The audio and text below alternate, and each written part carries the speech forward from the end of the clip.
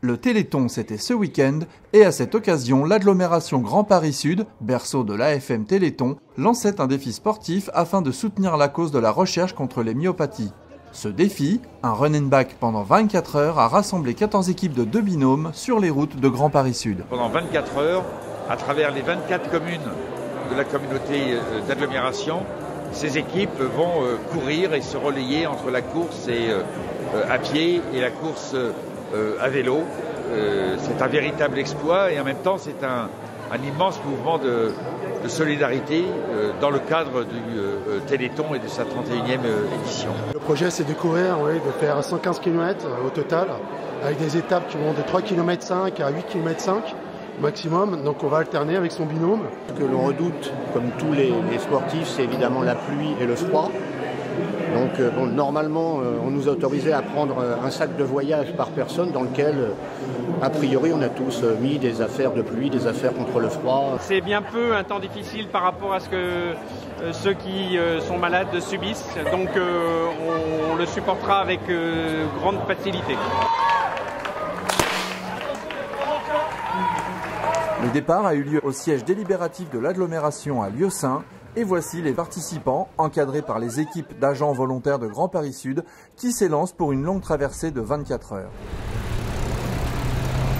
Étape à Lieusaint et à Comble-la-Ville, puis le groupe a rejoint pour quelques tours de piste à Moissy-Cramayel l'athlète Julie L'Épicier qui s'est donné pour défi de courir pendant 24 heures autour de la piste. Puis, les participants ont bien mérité un bon repas avant de reprendre leur périple nocturne qui les mènera de Réau à Savigny-le-Temple en passant par Vers-Saint-Denis, Cesson et Nandy. Après une nuit passée sur les routes de Seine-et-Marne et un dernier passage par le Carré Sénard légèrement enneigé, c'est en Essonne au petit matin que les participants poursuivent leur route. C'est la première partie là qui est un peu plus dur. La mise en route qui est un peu raide. Un peu raide, mais non, c'est bon, là on est parti. On est lancé là. Bientôt là on est chaud. Bientôt la mi-parcours et après il va faire jour, il va faire ensoleillé. Donc, ça va être super. Une courte pause à Saint-Pierre-du-Perret et le convoi se remettait en route pour Tigerie, Étiolles et Soisy-sur-Seine avant d'aller prendre un petit déjeuner bienvenu à Saint-Germain-les-Corbeilles. Ensuite, tous les autres, on va à la pause. Une fois à la pause, le véhicule totem et le 9 places repartent dans la foulée directe pour rejoindre le convoi. À 9h05, le jour s'est levé, il fait froid et les courageux s'élancent à nouveau pour une matinée ensoleillée qui les emmène vers Saint-Try, Morsan et le Coudray-Monceau. On est content de retrouver le jour et surtout d'avoir pris le bon petit-déj qu'on a eu. Et bravo à l'organisation, bravo à toutes les mairies que nous ont reçues. Franchement, super.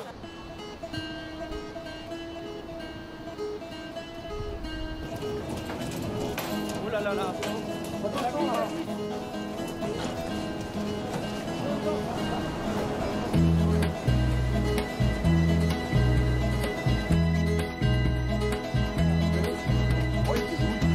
Everybody's talking,